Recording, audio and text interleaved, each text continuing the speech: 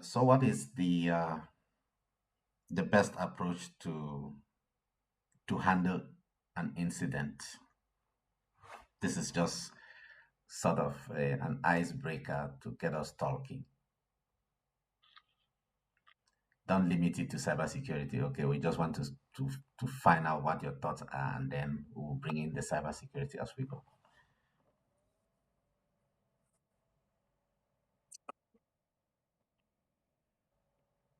What do you think will be a good approach to respond in the event when an incident happens?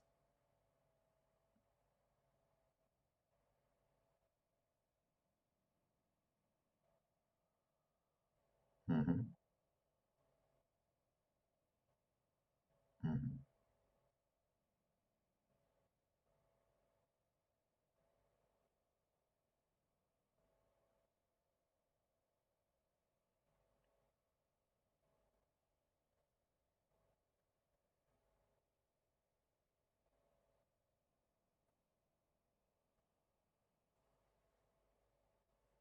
Perfect, wonderful. Yes, Sule, what are your thoughts?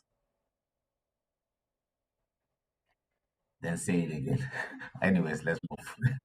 Okay, so basically, what Emmanuel has said is what incident response is about. He has not covered the full scope, but that is just what our conversation will be about. The difference this time around is our own scenario has to do with computers and digital technology. That's all. But whatever Emmanuel said, that's what the computer guys are doing. But this time around, they're using technical terminology. They are also using technology, computers, and related technology to handle this. Um, for a fact, incidents are what is the word? Incidents are something that must happen. Nobody plans that an incident should happen, but the incident will happen all the same. And so it just makes sense if you think ahead, okay, to anticipate that an incident can happen. And then you try to see uh, how to approach the incident so that it does not keep you out of business. Because you will be working for an organization that's in one domain of business. And the priority here is to ensure that this organization is always in business. If an incident never happens, that's the best case. But you should not be very excited about it because simply because an incident did not happen does not mean that it will not happen. And chances are that if you have never had any small incident and all of a sudden you are having a major incident, there will be catastrophe. Our brothers who are more enlightened have thought about this in a very pragmatic way and they anticipate this. They go as far as pretending that there is an incident and then trying to see what people's response will be. I'm sure in your place, in your various places of work, you've had instances where you did a fire drill, where they sounded the fire alarm and then they watched that to see who will react. The truth is that in a lot of places right now, the thing is so simplified. Like it when the fire alarm comes, everybody knows that this is a drill. And so you see people just walking reluctantly. But I've had the experience of conversing with someone that actually did a fire drill and did not tell the people that this was not that it was a drill. There was total chaos. So when he signaled that there was an alarm, people were jumping that there was a fire.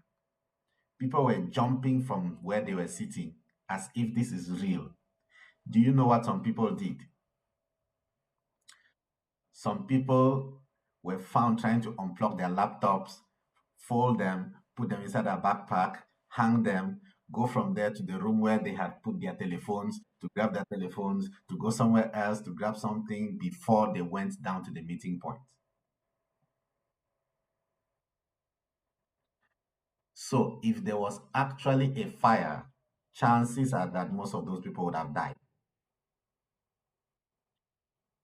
because the priority would have been to get up from where you are, go straight to the exit, go outside to the meeting point, and stay there. And then in the next 5 or so minutes, if not everybody has come out, you want to look at the register of those who locked in that day and see who locked in and is not yet out so that you can send rescue mission to them. With an incident response, you need to think about a plan upfront so that in the event where an incident happens, you will be able to respond in accordance, even though with the pressure, and not spoil things further. Chances are that if you don't have any incident response plan, then when you have an incident, all of a sudden, you'll be sweating in your pants, and the decisions that you take in that instance can only make the incident go worse. So you have to anticipate this. When you anticipate this, you will now come up with an incident response plan. Every company has some controls in place. There's some encryption, there is some multi-factor authentication, there is firewalls, there is intrusion detection systems, there is intrusion prevention systems, there is endpoint detection and response, there is extended detection and response. All of those are in place. But even with all of those in place, the smart guys can still find a way to bypass all of this sometimes. And then there is an incident. So that's why you have to consider having a plan to respond in such scenarios. What are some of the elements that would be in your incident response plan? Number one, you have to have a statement of purpose that explains basically why you have this plan in place and also tells what this plan covers and what it does not cover, so that in the event where there is an audit of how the incident played out, you'll be able to check if the members that were on call that day followed the plan to the latter or they missed out on elements in the plan. If they missed out some elements in the plan and yet they were not able to contain the incident, you can now check, had it been that they had covered all the elements of the plan, would they have been able to cover the incident? If yes, then the responsibility is theirs to share for whatever loss the company suffers because there was a plan. Why did they not follow the plan to the latter? But if they follow the plan to the latter and still were not able to consider to contain the incident, then the responsibility moves from them. At least they did all that was possible. Again, you would want to within these documents specify. You want to within these documents specify what kind of incidents this incident response plan covers. Does this cover only cybersecurity incidents or does it also cover other incidents? Because we are discussing cybersecurity, our focus here will be pretty much about cybersecurity. So, in such an incident response plan, you want to outline clearly that it covers incidents of nature of cybersecurity. uh, you would also want to, within this plan, talk about the sensitivity of the data that the company is working with in the event where a loss could happen. Also, as part of this, you would want to anticipate strategies that you can use while containing the incidents, and then you would try to set priorities for responders. In the hospitals, you have like a whole team of people that is responsible for responding in the event where there is a call from a building talking about a fire incident. Those guys, they are first aiders in terms of medical terminology, but for cybersecurity, those would be what we would refer to as first responders. Within this document also, you have to go as far as anticipating what the first responders will do, because based on what the first responders do, there could be a clear trace of how the incident is progressing to be able to stop it in good time. But if the first responders mess up things, then saving the day is not going to be easy. Imagine that there's been a medical incident, maybe like there was an accident in a building, and then someone from that building was taken out, and this guy is not breathing. If you fail to do the normal action of trying to get them to start breathing again, if you fail to do that within the first, say, 15 minutes, chances are that that person will die.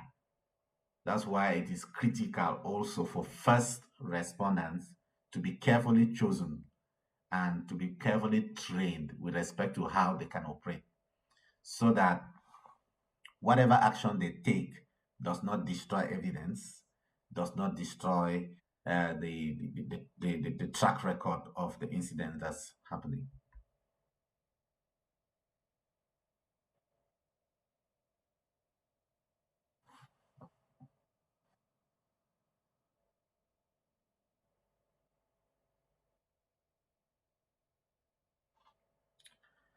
Okay. Those who be trained to be first respondents, the entire cybersecurity team will be trained and positioned as first respondents. And the reason is this: an incident can happen when you are the one on the spot.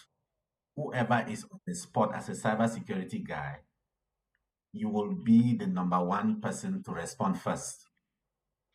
Okay. Imagine that the first respondents were only senior cybersecurity guys. And it happens that an incident an incident happened maybe on a weekend, and these senior guys are not on duty, for example. What will happen? You see the point? So various companies have different strategies. The strategy that I have seen in a lot of companies is that everybody that is working within cybersecurity is trained to be able to be a first responder. But they structure their teams in such a way that at any point in time, you will have a senior cybersecurity expert working kind of in backup mode. Okay, so that if there is an incident, the younger guys who are on the spot, they will take the first action, and then what they are not able to handle, they can escalate, and then the senior guy that's around will take over. For companies that have like morning shift, afternoon shift, and weekend shifts, in the morning shift, you will put the junior people, and then you will put a few senior people. In the afternoon shift, you will put more senior people. In the night shift, you will remove all the junior people and put only senior people, because most incidents happen after normal work hours. If a thief wants to steal from you, they would want to come and steal when they know that you are sleeping, because your first response will be weak and it will be easy for them to get away. So generally, this is how criminals have been seen to operate. And because of this, the structure of cybersecurity teams has been structured so that uh, a lot of tact is put into the after work hours, because those are like the, you can call them the mature hours for such activity to happen. All right, moving on. So, core elements of an incident response plan, you would want to set out roles and responsibilities. Here, you would state clearly who will lead the response efforts, who will perform the technical analysis, and then who will communicate with stakeholders. Quick question to you. Do you know that if someone went and started a fire, if someone who works in the health unit of a hospital went and started a fire in a certain building, that someone knows that whoever will come from the hospital will be a first aider to come and try to solve the situation, right? Now, if the person who went and started the fire actually wanted the victim to die, what are some of the things that you think he will do?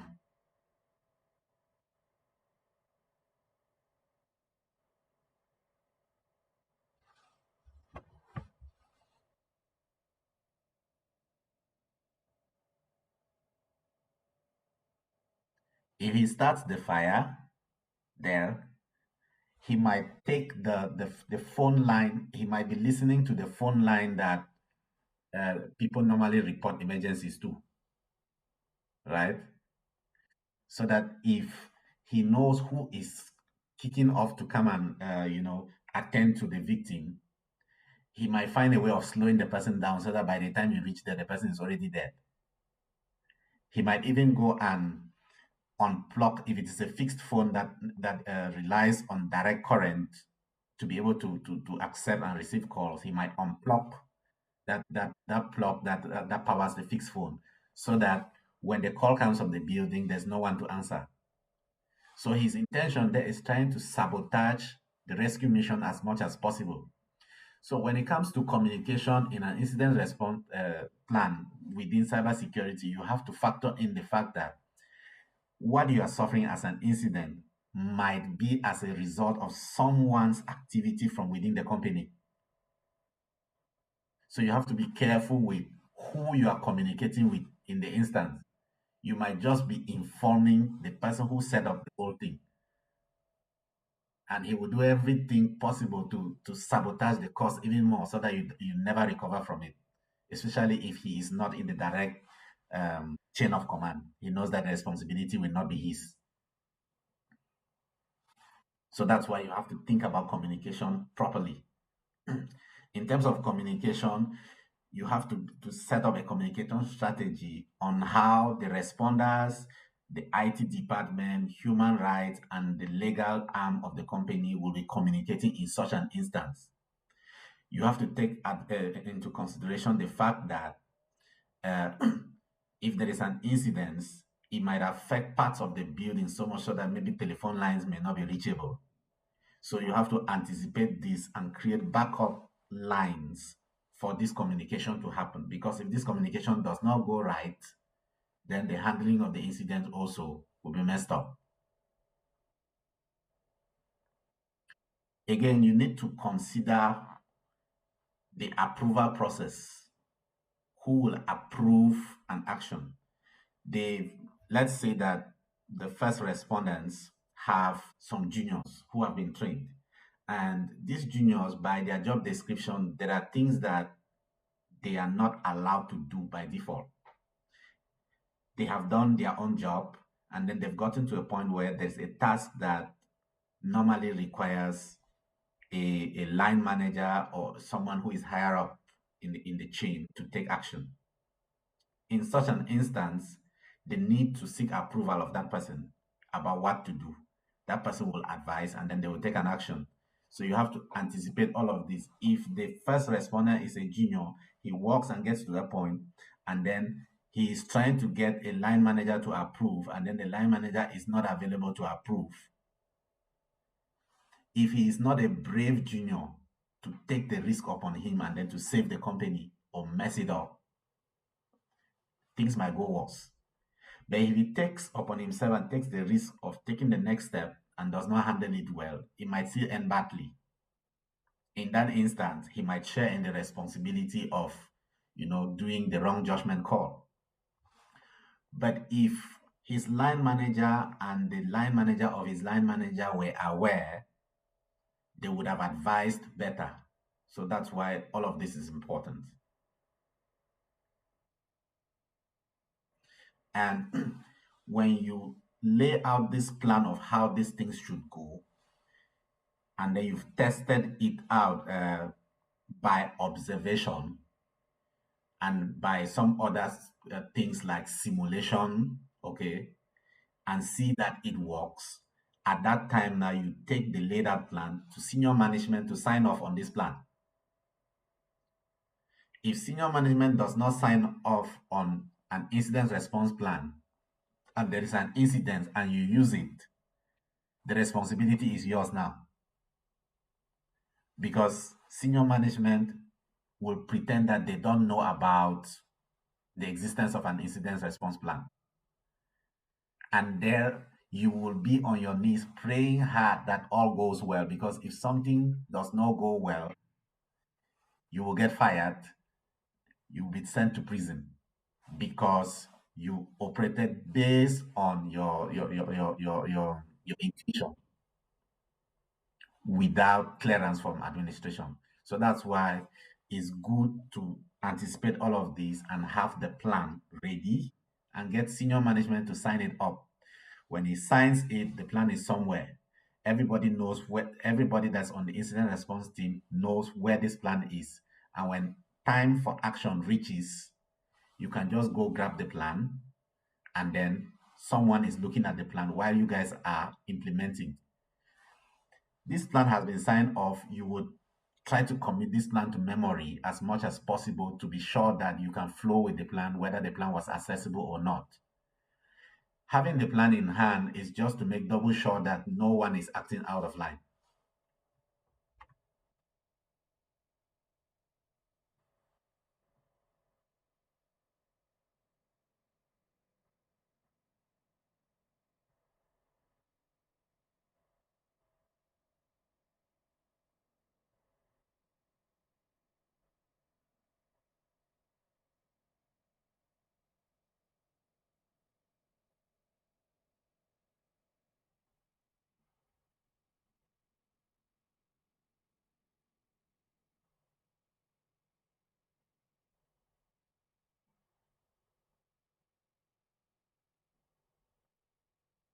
There will be total disaster. That's why you have to train with this plan. Whoever you recruit, when you test them and see that they have capabilities to respond to an incident, the first thing is you have to train them on this plan continuously. The training is a continuous process because they might forget. So I am sure that if a company puts in as much effort in the training as needed, then chances are that everybody who is on the incident response team will have this plan mastered to at least 75%.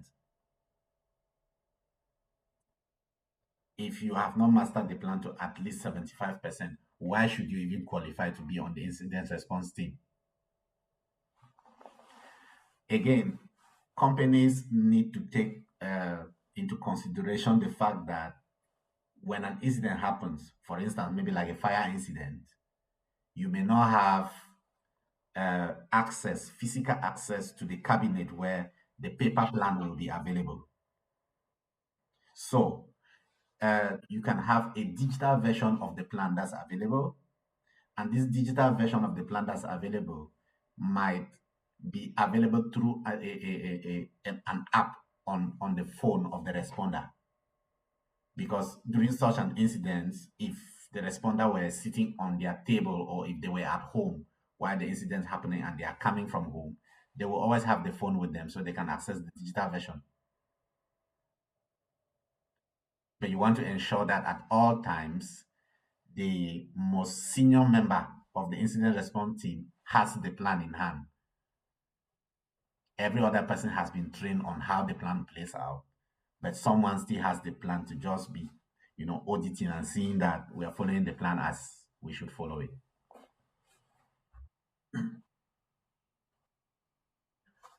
Now let's discuss incidents identification.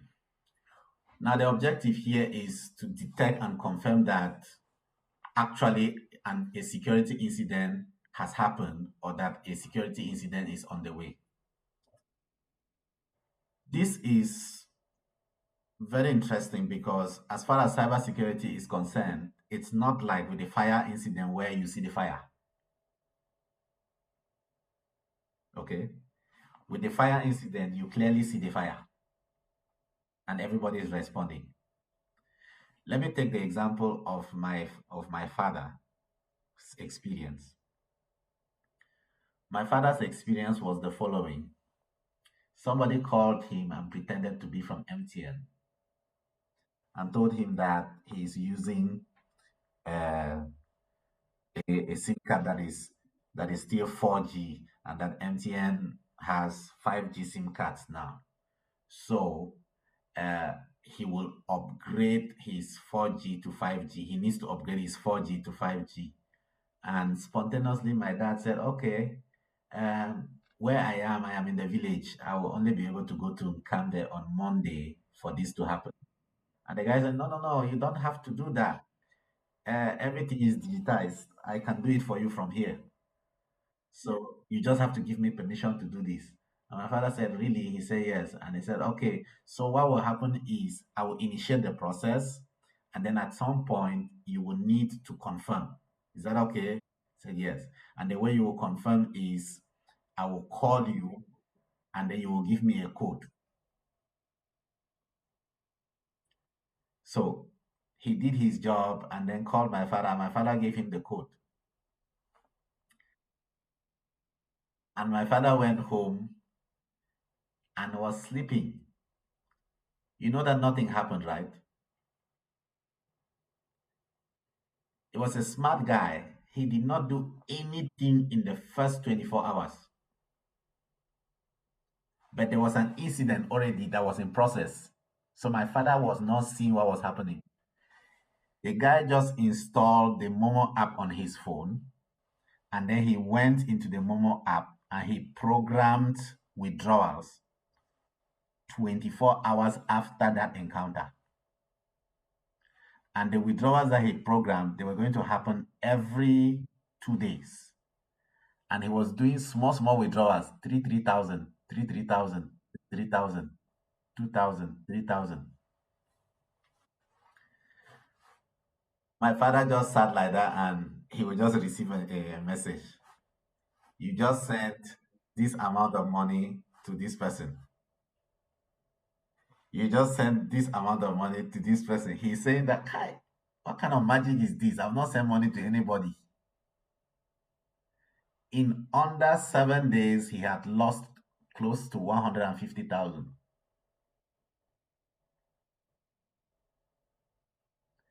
And then he now went and tried to change his PIN.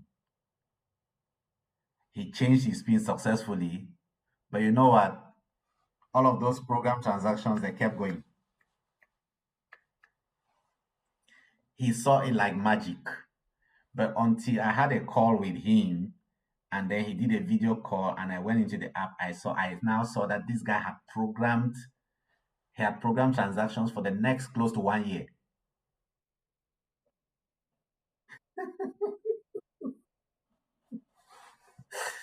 So now I was trying to find a way of canceling them, and MTN does not have a way of canceling all of this in one go. So you have to cancel one by one, one by one, one by one, one by one. So that's how he was saved.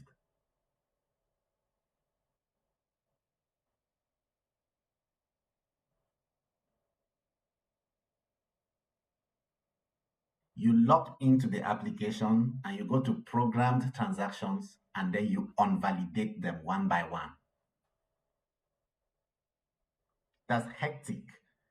And for a smart thief like that guy was, So that was just to say that in cybersecurity, an incident will be happening, but you may not know.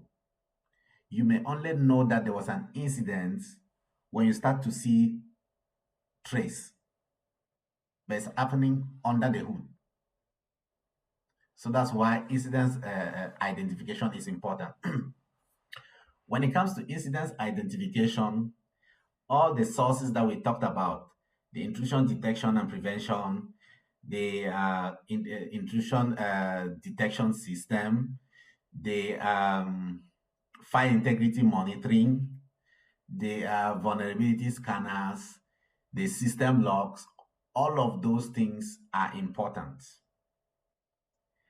This guy may be within the company network already, and he has a malware that has been programmed and is lying idle for the first 3 months, waiting to kick in on the fourth month. If you only look superficially, you will not see that he's lying on the ground. But if you start inspecting underground to see the log files, you might discover that log files are disappearing, they are deleted. Okay? If you see that log files are deleting, that's not normal behavior. Even though money has not been stolen, even though nothing critical has happened, that is a flag to tell you that there is an incident in progress or about to happen. So things like log files disappearing, strange IP addresses caught by your firewall, uh, data being copied from your device and sent to a particular IP address, all of those are indicators to you that you might be subject to an incident. These things that I'm talking about, we refer to them within cybersecurity as indicators of compromise. A lot of time you will just see the abbreviation IOC. IOC stands for indicator of compromise. So there are those elements, speaking from a digital standpoint, that indicate to you that you might either be harboring an ongoing attack or that an attack is preparing to happen. So the cybersecurity folk are aware of this and they have to take measures in advance. Yes, I talked about the security information and event management system before. I also talked about it in the recorded video that I uploaded on YouTube earlier. Such a system is good because all of your defenses like the firewalls, the intrusion, the endpoint detection and response, and so on, they actually collect the right information about what they are doing or about what they are witnessing.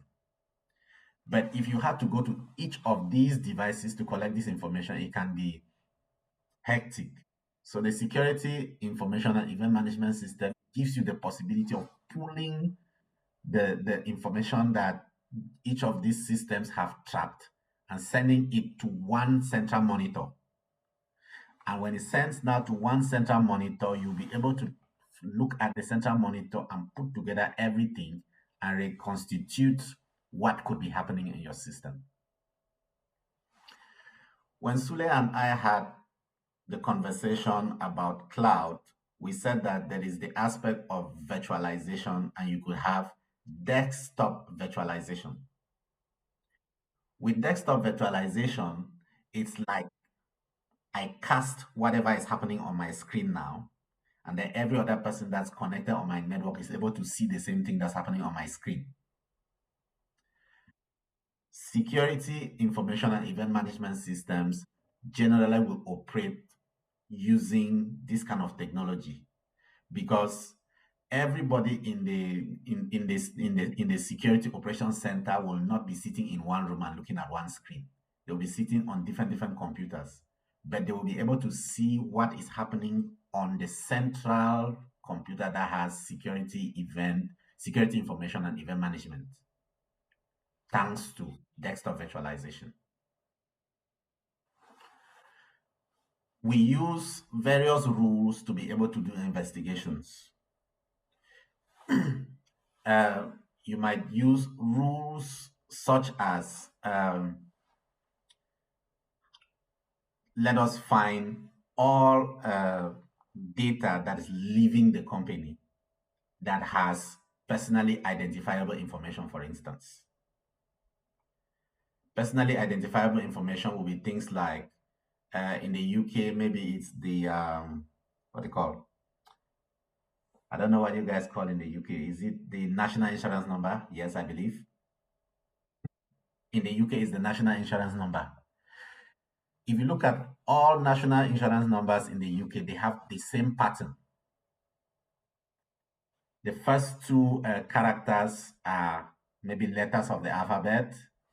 Then you have a group of four numbers afterwards, and then you have a last one. Is that it, Babila?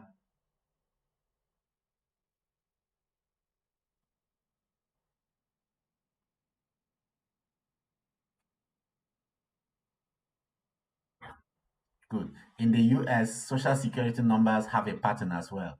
In Canada, what are you guys using, Sule? They are using nine figures. But those nine figures are not random. The nine figures have been chosen intelligently enough, so much so that anybody who knows what the social security number is, when they see those nine figures, they know. The nine figures have a range. Maybe they have been broken down into groups of three or groups of two. So security folks are smart. So they can write a program that if they see nine figures being copied out of the company, they can check the pattern and see if this is a social security number. If they see that it is a social security number, the security information and event management system will raise an alert that data is being exfiltrated and is being exfiltrated to a particular IP address. Can you block this using the firewall? So you can go as far as this. We talked about signatures and behavioral analytics. For signatures, we said that when you install applications on your system, these applications they will be doing certain transactions, but you can actually calculate the hash of aspects of this application, and then you would compare these hashes with a database of hashes.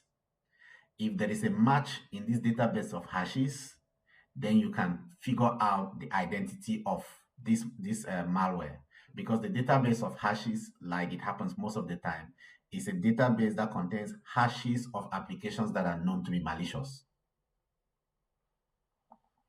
With behavioral analytics, we said that we are looking at abnormal behavior and trying to signal. Abnormal behavior will be things like somebody's wiping log files. That's abnormal. Abnormal behavior will be things like somebody's writing to system files.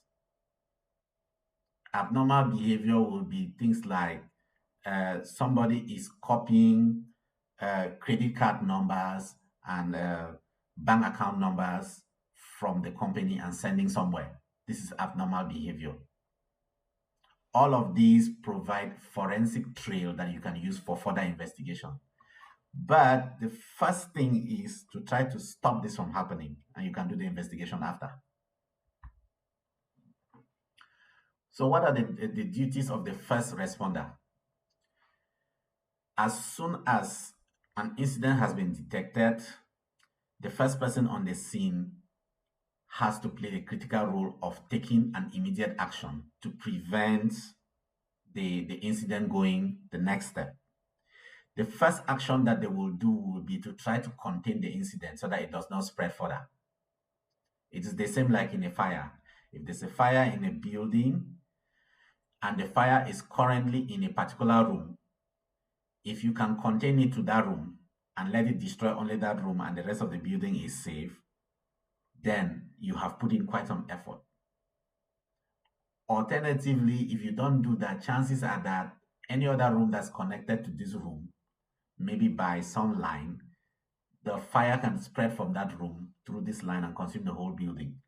So within cybersecurity, first you need to identify the device that is under attack. If you can identify the particular device that is under attack, I mean, the security information and event management system can give you traces of which particular device the data is being copied from. If you see the device that the data is being copied from, you can already know for sure that that is likely the device that is under attack. And the next step will be to try to remove this device separate it from the rest of the network. But here again, it is tricky. You know that you have to do an investigation thoroughly after to establish exactly what happened. So if you just go and you power off this device, chances are that you might stop the incident, but chances are also that you might compromise the whole operation. What if that was not the only device that was involved and it has spread to other devices? You've complicated the cause.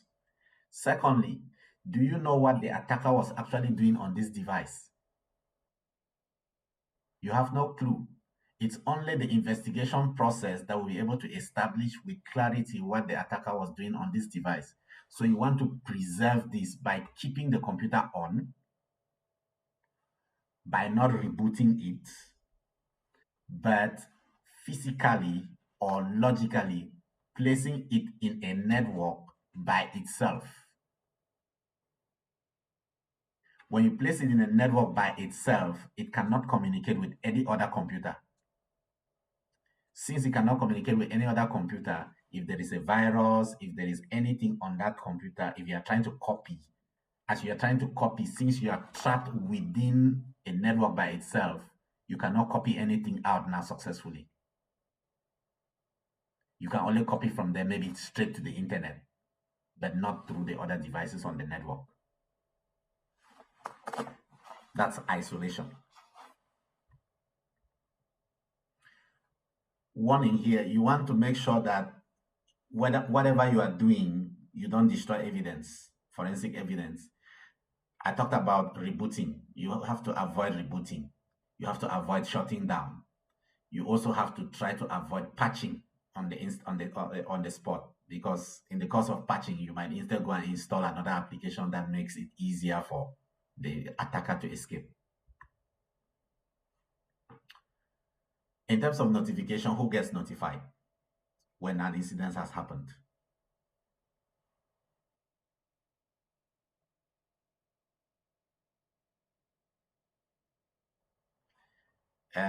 If I were you, I would backtrack on that statement. If you say everyone, there are people that have nothing to do with this. If you inform them now, and one of them knows the person that was doing the activity, he will call them and tell them that they have discovered that an incident has happened. Oh, finish this thing fast before they shut you out. Okay? So management can be informed based on the severity. The incident response team, all the people who are working on the incident response team or who are on call that day have to be informed. If you are on the incident response team, but you are not on call, you might as well not be informed. But people who are on call, all of them should be informed that this is happening, and then they start coordinating. IT support must be informed. You have to inform legal. Why do you have to inform legal?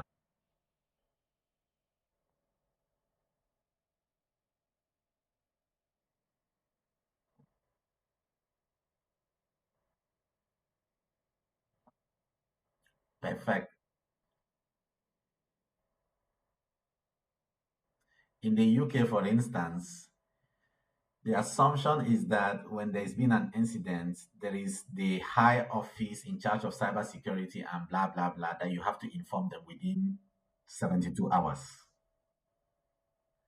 that you have been involved in an incident. If you don't inform them within 72 hours, they give you a fine that could be up to 500 and something thousand pounds,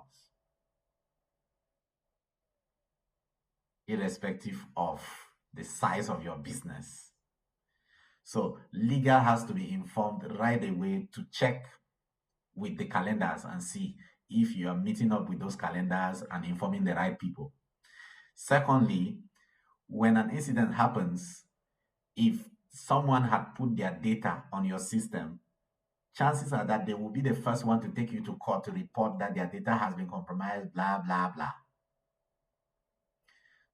I watched the movie, and what happened in this movie is crazy. People took evidence like pornographic pictures, pictures of them nude, pictures of secret relationship that they had with whores, prostitutes, and they went and put this in the bank. When that particular bank was attacked, these guys learned about it. Do you know the first thing that they did? They ran straight to the bank and went to the strong room, and they were going straight to where their safe boxes are, and they went and discovered that their safe boxes had been had been taken, and everybody had their hands on their heads.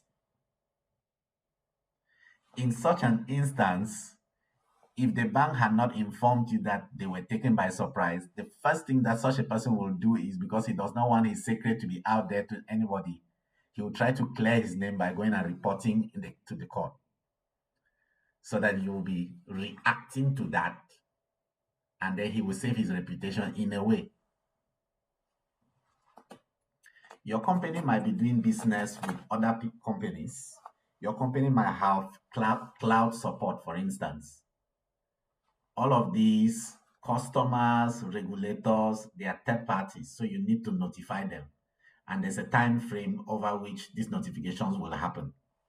Legal is strongly involved in this as well. When do you notify?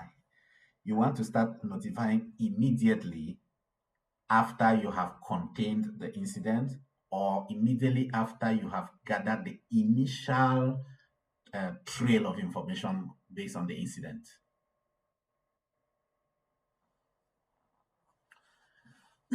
What are some various notification mechanisms? You could make direct calls, you could do some emails, you could use incident management platforms, and popular ones are the PagerDuty and the OPS Genie. These are platforms that permit that technical people within cybersecurity are able to get information without tipping off someone else. Here are a few best practices within, as far as the notification process is concerned. You should have a contact list of key stakeholders, for example, the people on the incident response team, senior management, legal. You should have a contact list. This contact list, you don't want to put it in one place. Probably you would put it in a couple of places, so that when an incident happens, you'll be able to find it in one of these places and contact these people immediately. You can use automatic tools to trigger alerts, like the security information and event management system, and the endpoint detection and response. As soon as they pick up signals of anything, they will raise an alert that something is going, so that you can take action.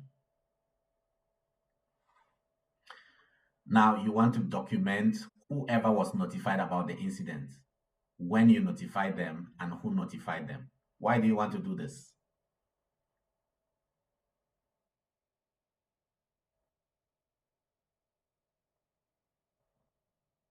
Perfect.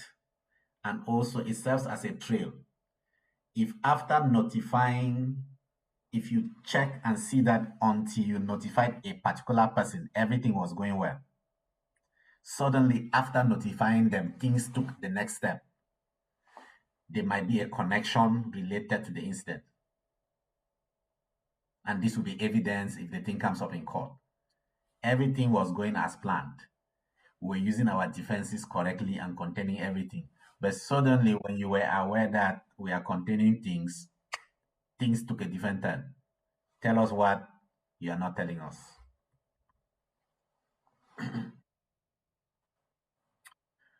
Okay, strategic considerations and operational notes. Let's think about strategic considerations. What worked in this particular incident will not work in the other incident necessarily. So your plan should be dynamic, okay? Depending on the type of incident that you're containing, whether it's a malware, whether it is a ransomware, whether it's an insider threat, the plan might shift slightly to be able to contain this. So you have to take this into consideration. In terms of operational notes, be aware that when you begin to contain the incident, an attacker may notice that something is happening and then try to take the next step quickly so that you don't stop them. Yes, who wants to talk?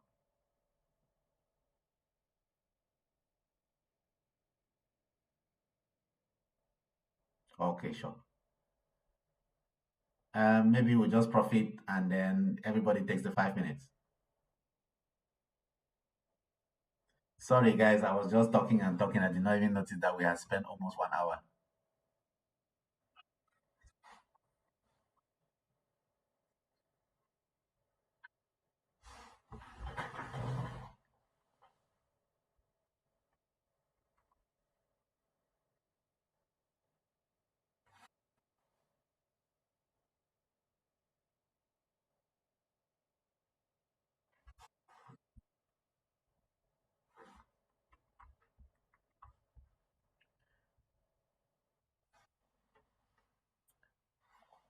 All right, so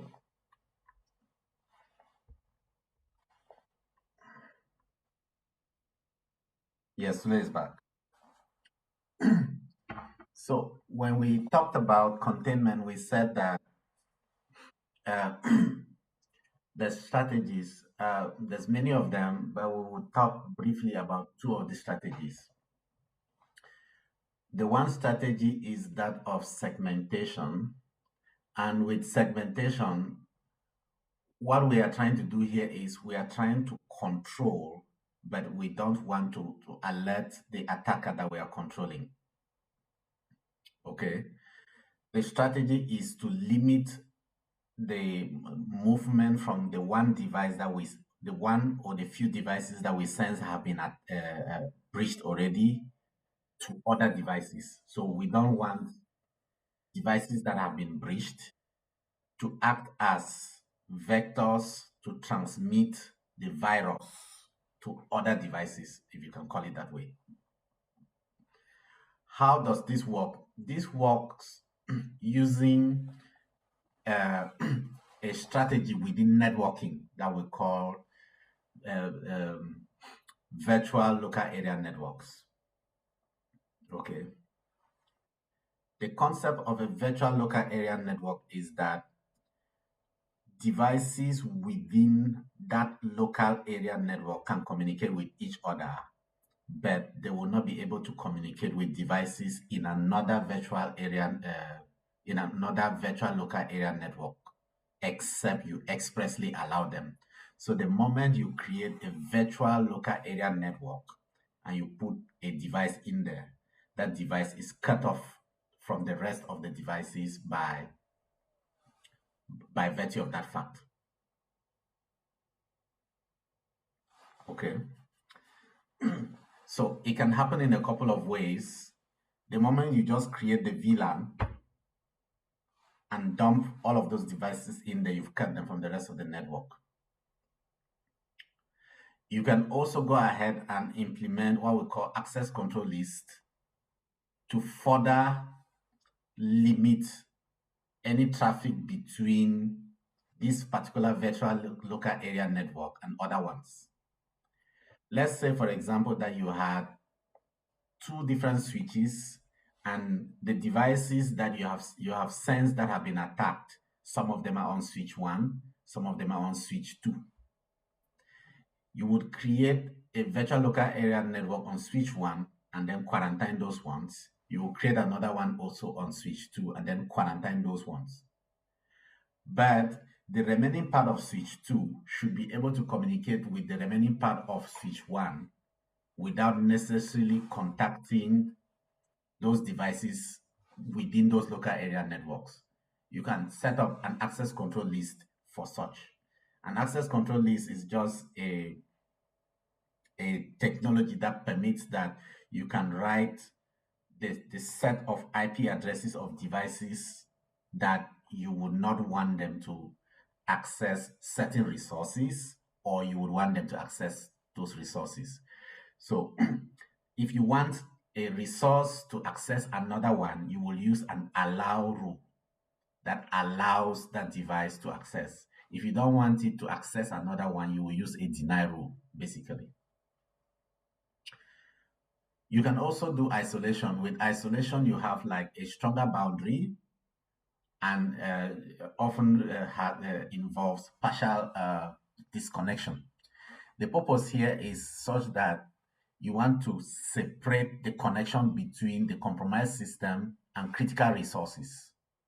The way that works is that you move systems that have been compromised to a physically separated network within a limited external connectivity, so that these the systems are not able to communicate with the internet.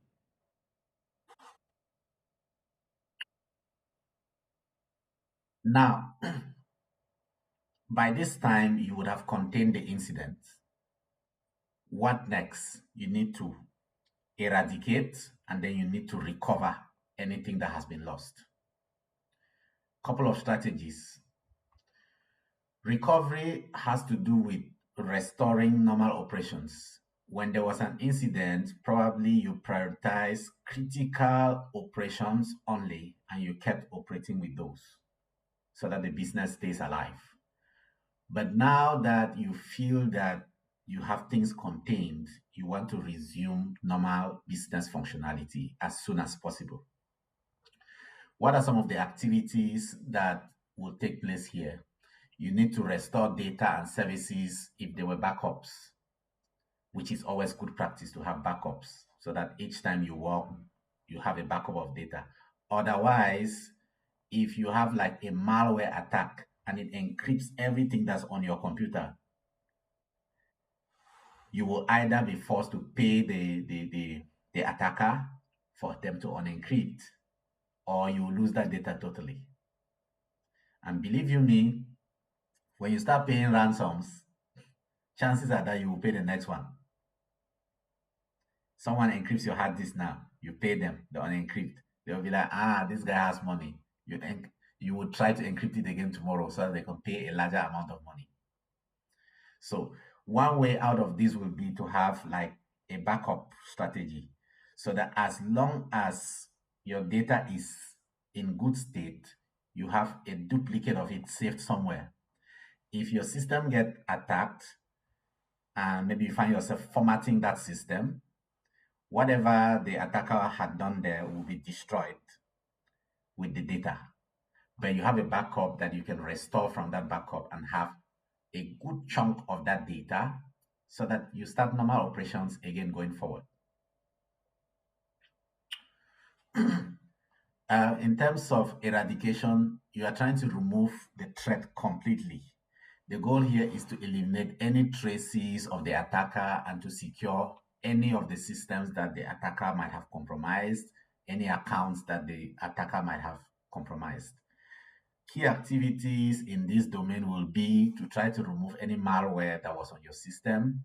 If there were backdoors, you want to remove these backdoors and unauthorized accounts. We we saw backdoors when we did the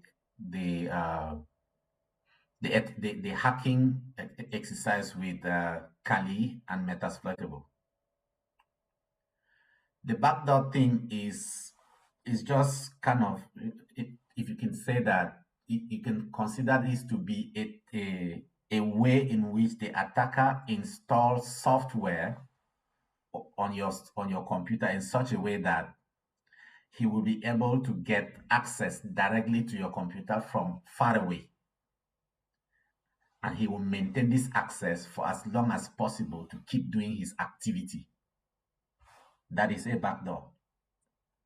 So when an attacker finds himself on your system, he knows that sooner or later you will discover and you will try to, you know, shut things down.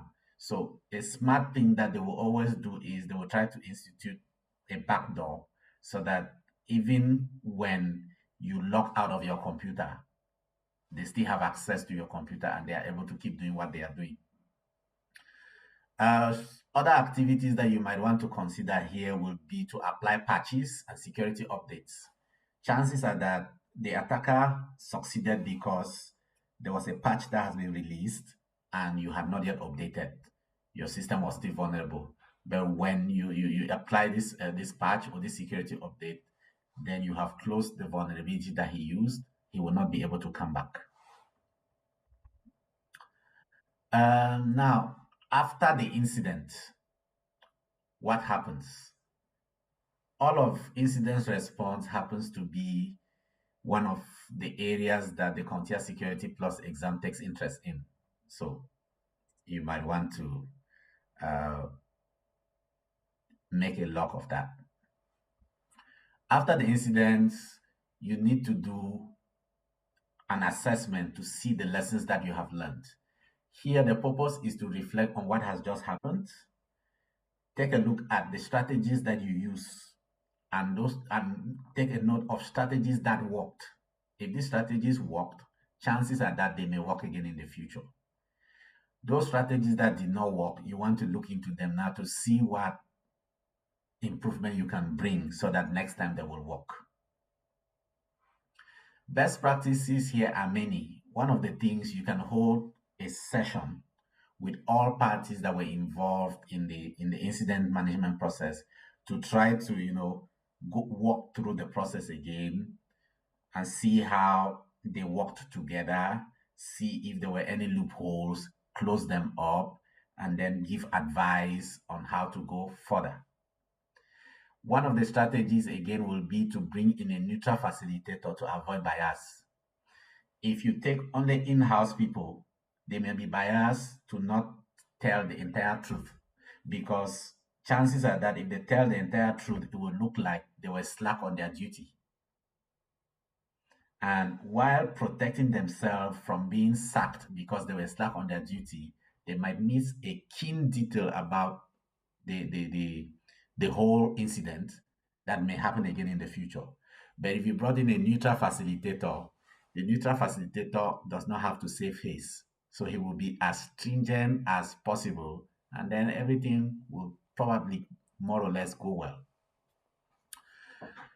Root cause analysis is also critical. With root cause analysis, you want to determine any technical and procedural factors that might have been underground that would have made it possible for the incident to occur.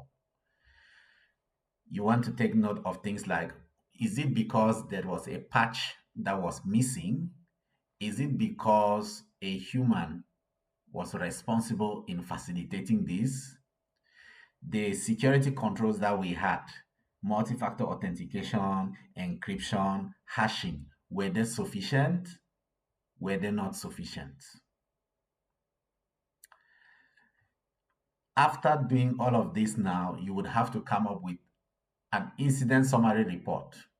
In the incident summary report, these are some things that you'll be looking out for. You want to take note of who this report is for. It's internal stakeholders, it is technical staff, and sometimes it is external regulators or partners. What should be involved or what should be included in this summary report? The timeline of the events, technical details about the incidents, the steps that you took during the response, any root cause analysis findings, and then suggestions for future prevention.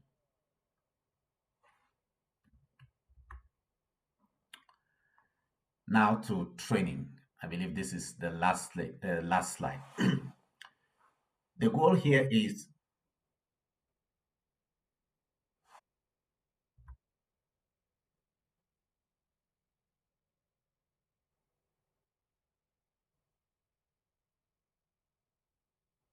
Um, this is where I was. Can you just point me to the area quickly so that I can?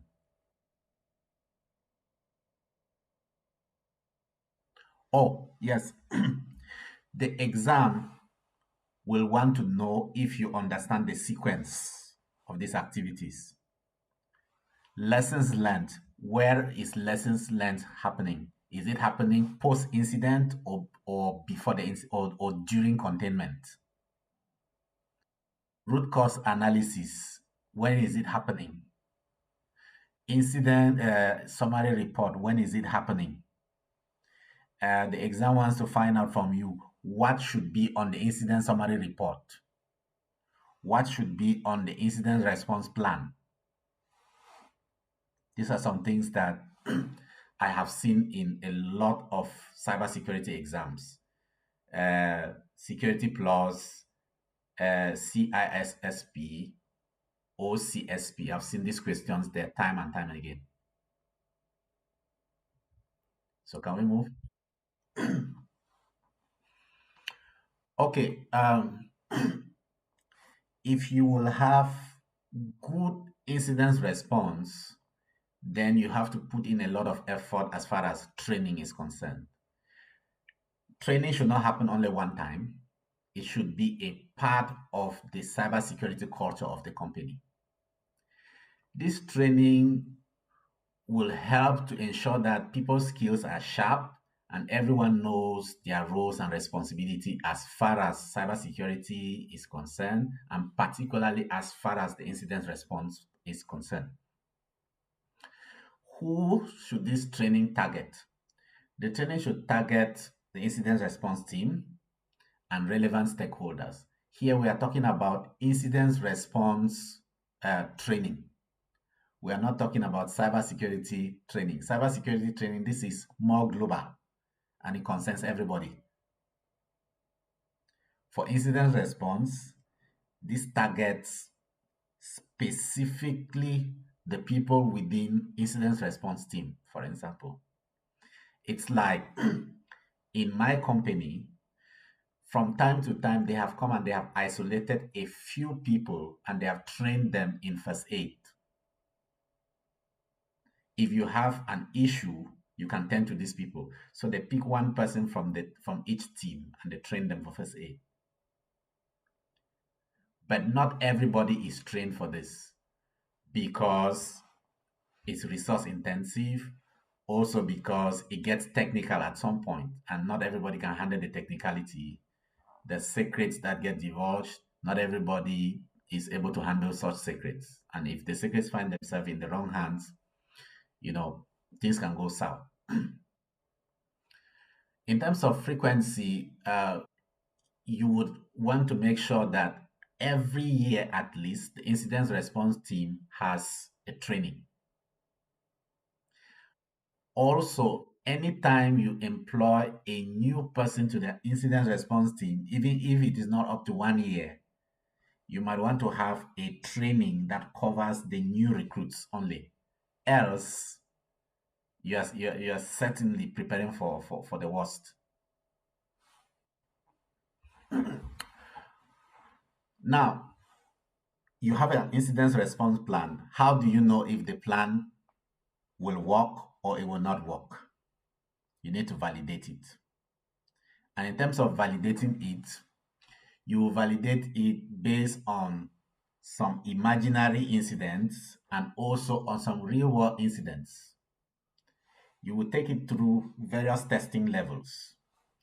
In the tabletop exercise, the team will just meet and then they will try to walk through the entire plan and discuss how they would respond in the instance where there's an incident. In the structured walkthrough, it's really more formal. You review the plan with the detailed role that each person will play, have discussions, and then try to identify any gaps that exist in the plan so that you can close these gaps. In the simulation exercise, you would have a simulated scenario, and then you try to have people respond to this, and then you can get them to actively discuss how their interventions could have helped and some of the loopholes in their interventions, and then you correct them. This is almost like the simulated fire incidents, the thing that happens in most companies. You can have a full scale exercise where this is actually hands on drill, and you would take real time actions as if there was actually an incident. Here, you can do it maybe in a sandboxed environment, or maybe you can put together a couple of virtual machines, and then you actually create a realistic incident inside a sandbox environment so that the incident does not escape from there, the breach does not escape from there. And then your blue team will be responsible for trying to cater for this within the sandbox environment, and you will check that they were able to do right by the standards of the company. All right, I'm going to leave it at this point and then take a few questions. If not, we'll go for the hands on.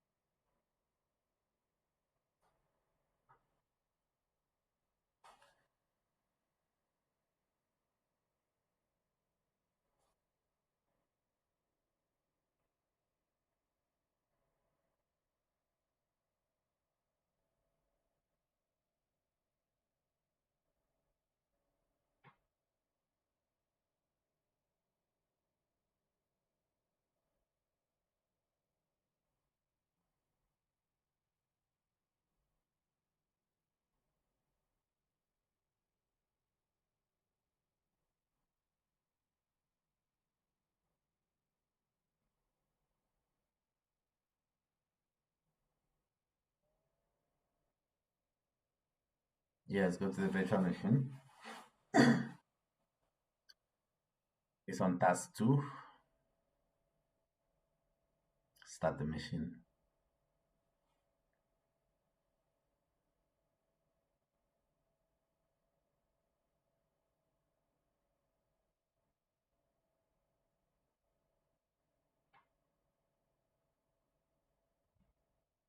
So if you look at that hierarchy right now, you will see that IT support, Philip is in IT support.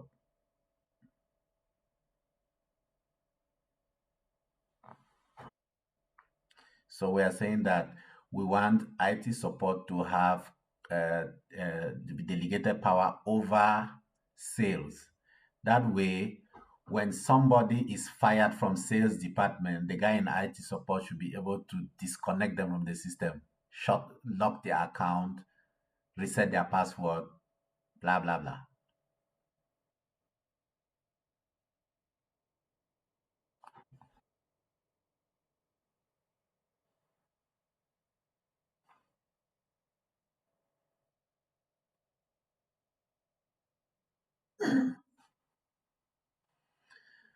What will happen to that email is that uh, usually within a time period that is agreed upon, you will not be able to log into this account again.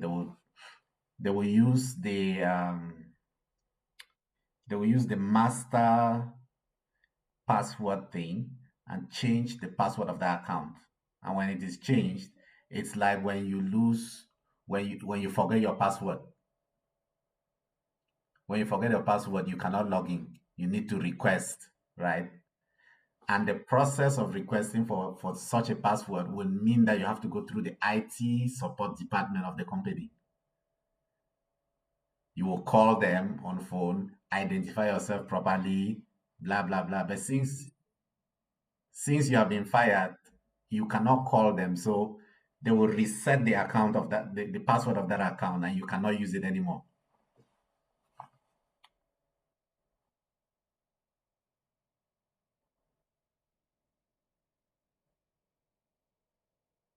The account will stay there for a time period at least, because they might need to investigate the account to see whether you were using it for some other fishy thing. But you who has been fired, you don't have access to the account anymore.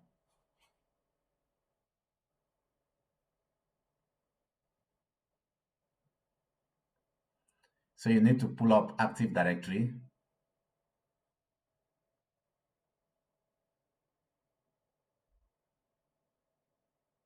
click yes,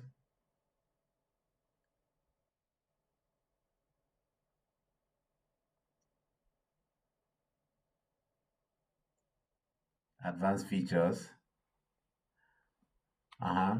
Click on Try Hack Me, THM on the left. Just click there. Yep. Then you should go to and delete that research and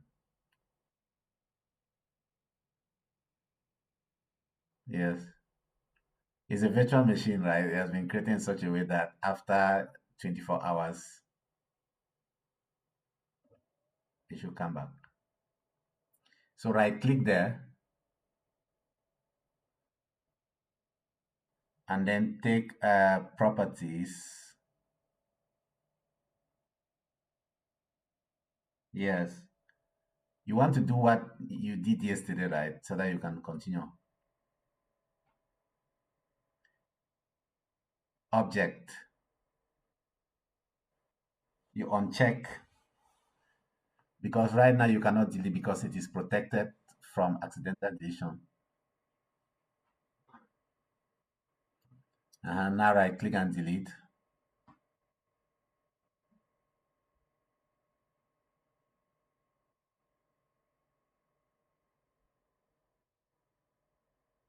Now you've deleted.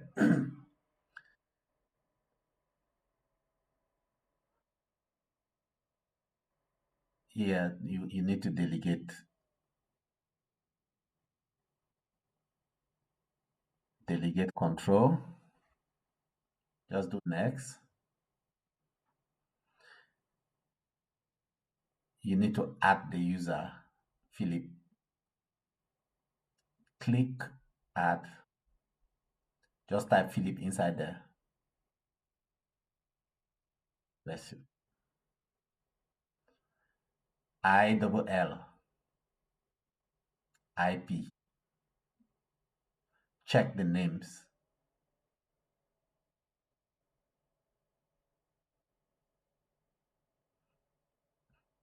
Cancel and go back, another problem. Remove that space after the Philip and do it again.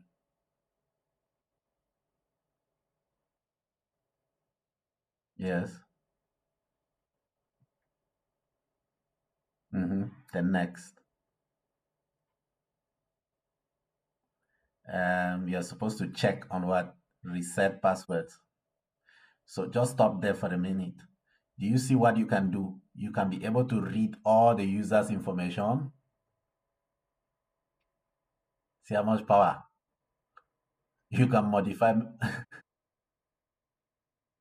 Yes.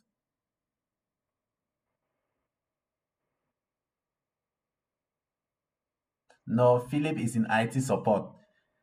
Sophie is in sales. So you are giving this power that should have normally been Sophie's power. You are giving it over now to Philip. So you are empowering Philip. Philip can reset Sophie's account.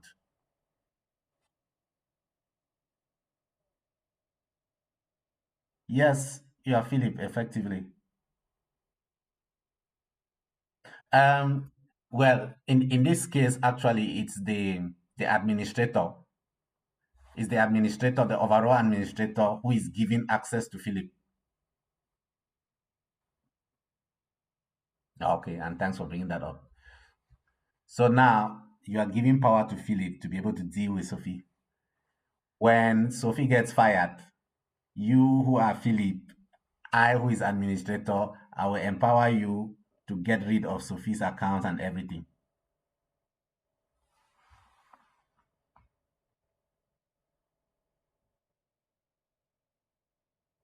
Could be given to Philip.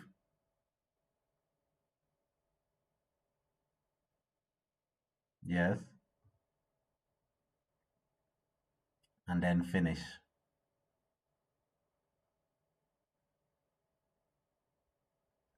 Now that is done, scroll down. Now you have to use this power.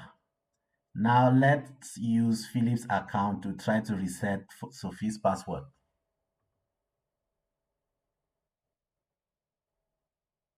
Yes, you can close that now.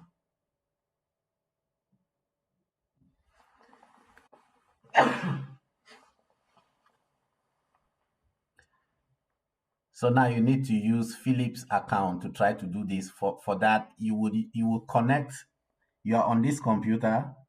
You would connect to Philip's computer using remote desktop. And when you connect to Philip's computer using remote desktop, you will now be able to use Windows PowerShell to do this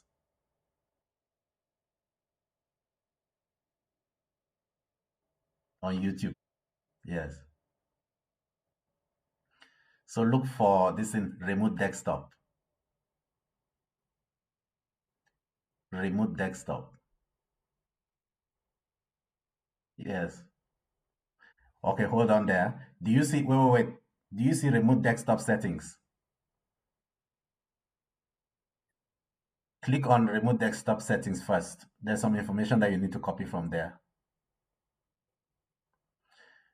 Do you see on the right pane, go down towards how to connect to this PC? Use this name to connect from your remote device. Select that,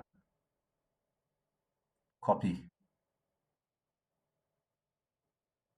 Okay. Now you can close that, click that start again and type remote desktop again. No, that search bar like you did the last time. Remote desktop. Now click on remote desktop connection.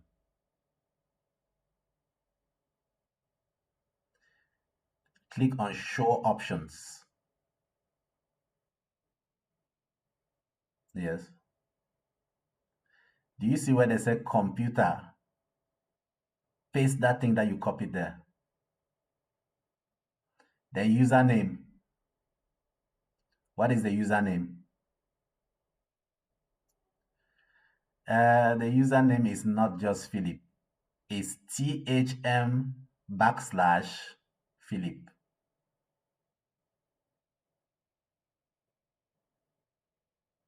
That's /.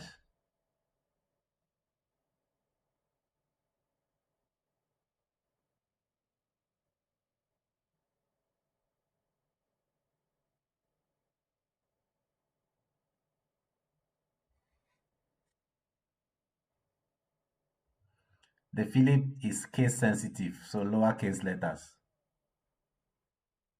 Yes. That's it on the left hand side now.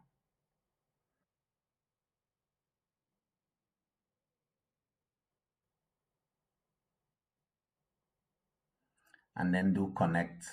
Remove that what? The same mistake you made now will happen again. You added an extra space.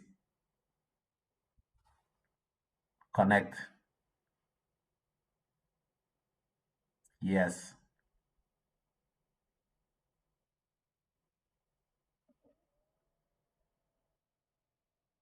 You're about to log in now as Philip. Mm. And it's case sensitive. Type it exactly as it is. You can open that eye to confirm that it is what it should be. Yes, and then click on that arrow now.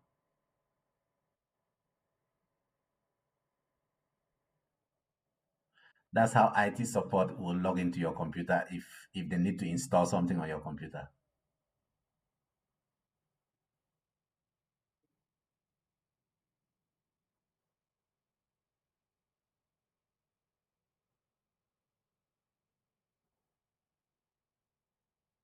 Yes, I use a company device each time I need a software that's not on my computer because of configuration settings. That's what IT support does and logs into my computer and install for me.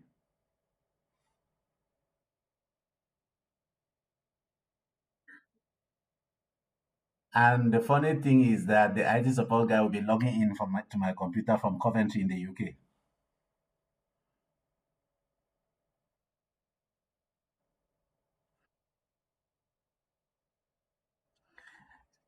He cannot, by company policy, he has to obtain your permission.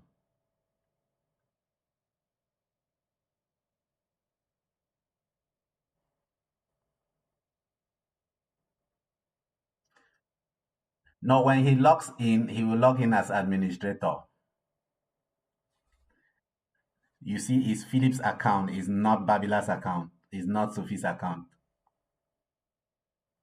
But since he has an administrator account, he can install applications and the applications will be available to all users within your computer and also to you. So now what are we doing? We need to pull up a PowerShell. Click on that search bar and type PowerShell.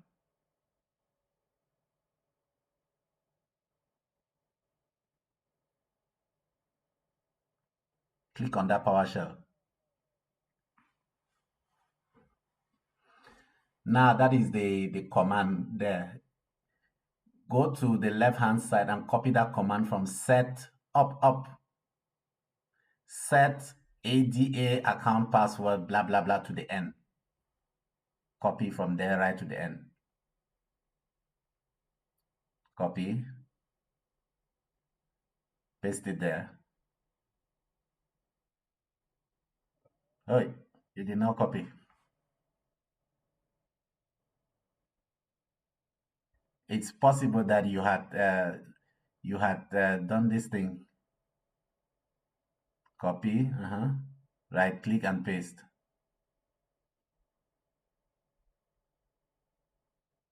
Control V.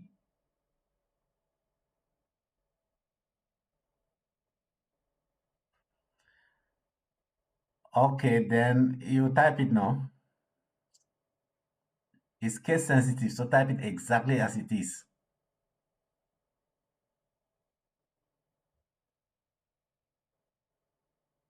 Minus.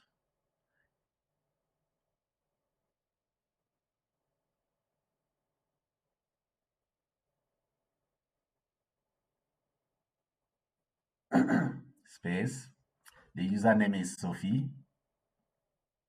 Space. Minus. You are resetting the account. Space.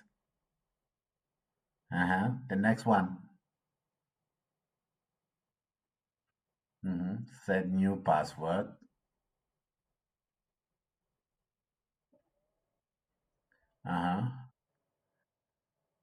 Read hyphen host space as secure string.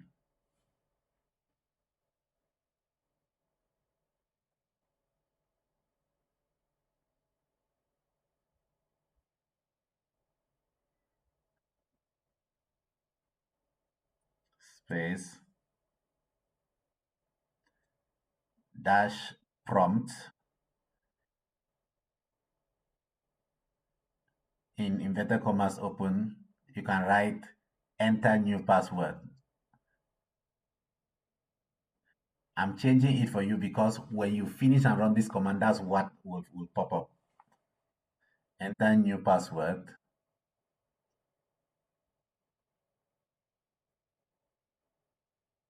Inverted commas close bracket, space, minus, verbose, capital V.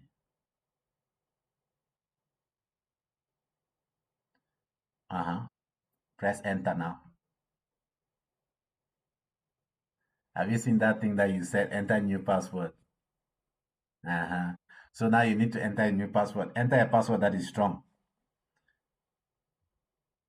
Enter a password that is strong. Let me give you a suggestion of a password that is strong. Date of today is the 25th, right? So you can say 25, capital A, capital D, at arrobas, arrobas like at Gmail. And then 2K25, and then capital T, small h, small m.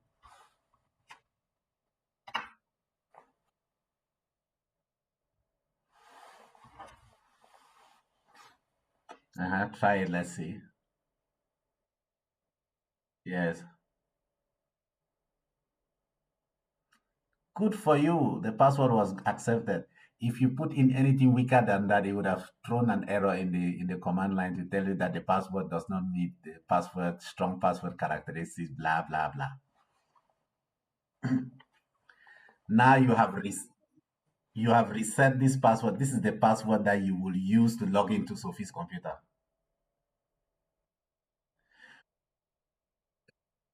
No. The next thing that you want to do is you want to ensure that when you use this password to log in, you should automatically be prompted to change the password.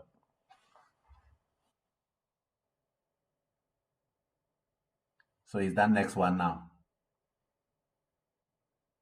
Set AD user blah blah blah. Mhm. Yes, you just continue on the prompt.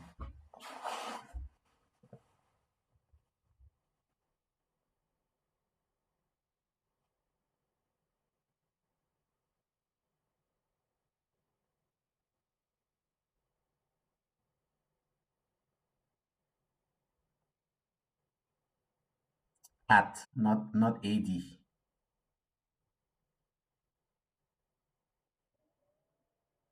At AT, capital A small t.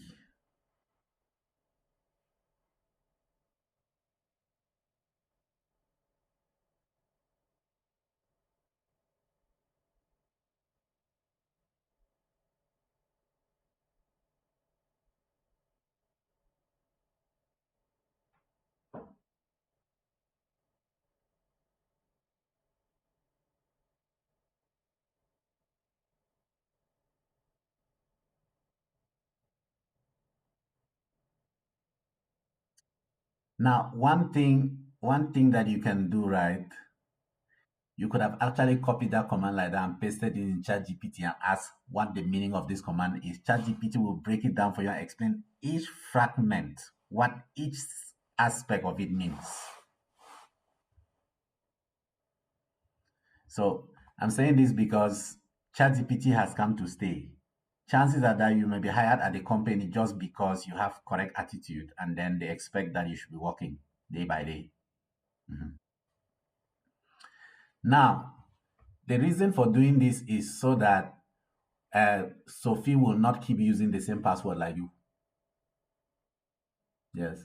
So now, after this, we will log into Sophie's computer and pretend to be Sophie and see what will happen.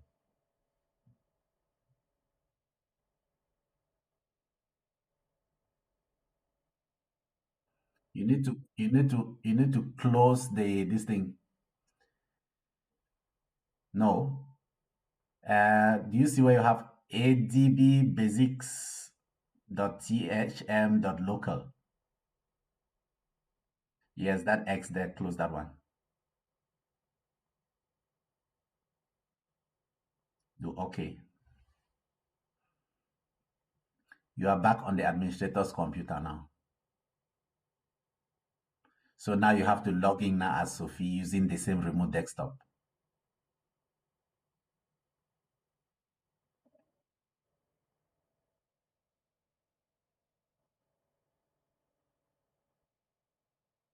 Mhm. You don't connect straight, right? You have to show options. That's okay. You need the username, right?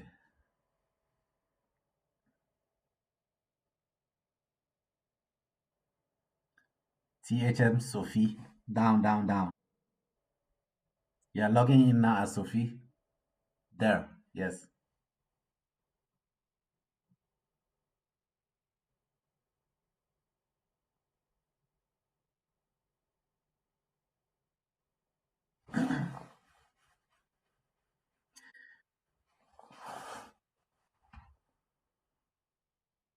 Connect.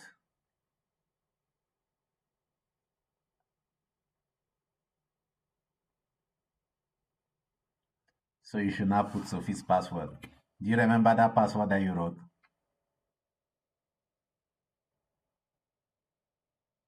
Mm-hmm. Arrobas 2K25.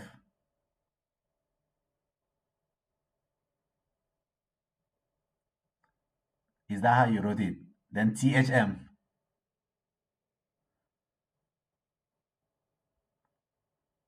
You're on THM. Okay.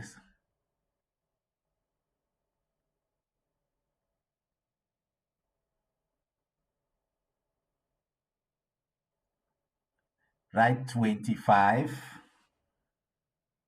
capital A, capital D,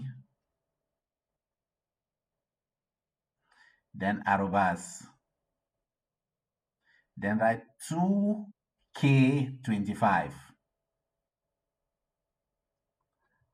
When I said 2K25, is that what you wrote? Okay. Then write capital T and then small h, small m. Yes, go ahead.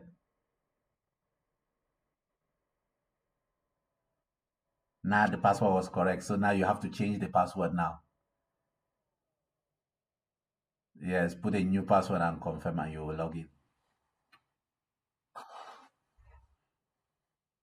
Choose your own new password now. And remember, oh, because if you mess it up, you'll not log in. You will stay locked out.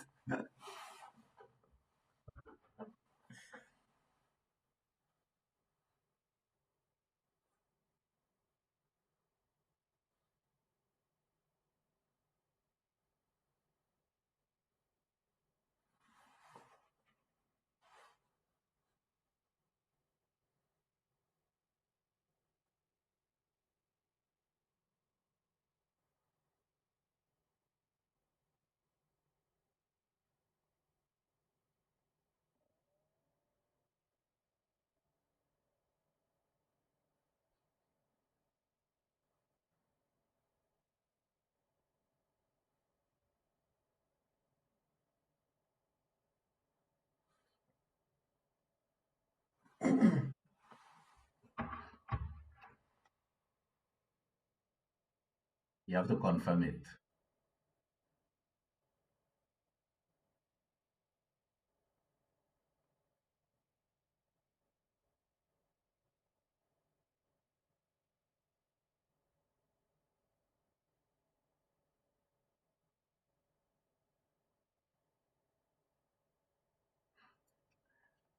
The value provided for a new password does not meet the length, complexity requirement or history.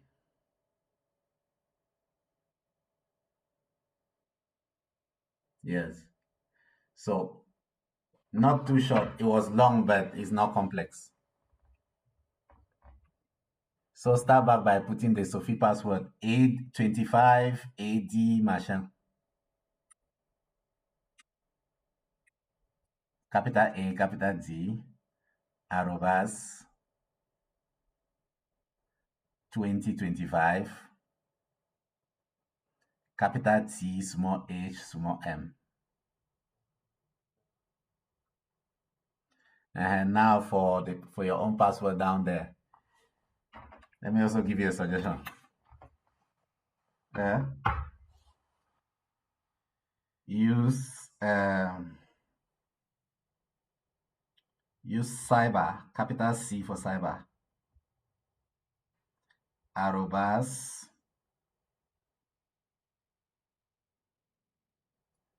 cybers arrobas 2, the letter K, and then 25. What happened?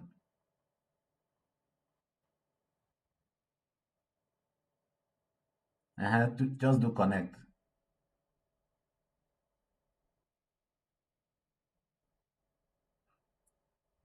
Put that original password 25 AD blah blah blah. You waited for so long.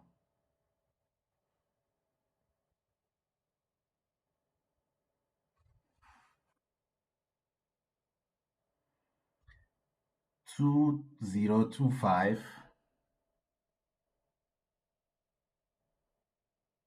Yes, capital T and then the rest small.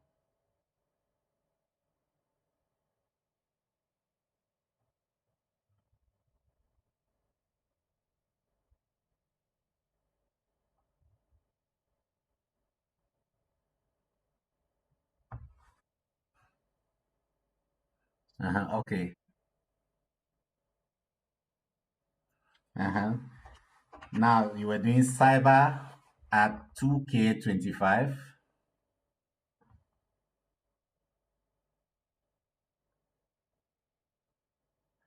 BIS. Small b, small I, small s. Open the I, let me see.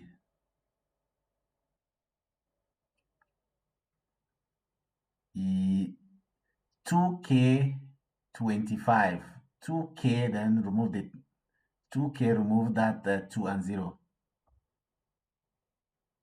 Yes, like that. Do the same thing for the one below. Cyber arrobas to the letter K 25 BIS. Uh-huh. Okay, now password has changed. Okay, now you've logged in. That is the flag there. Open the file. That's the flag that you were looking for. Yes.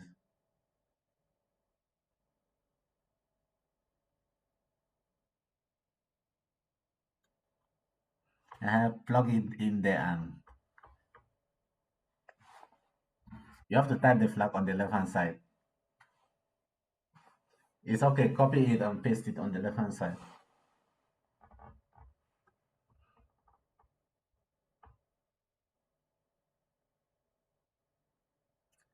Well done.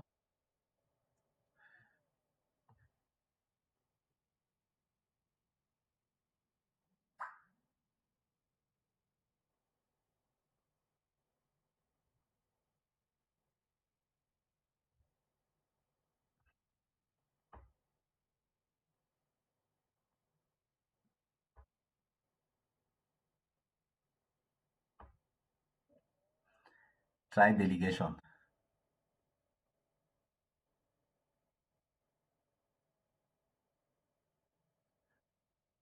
Well done.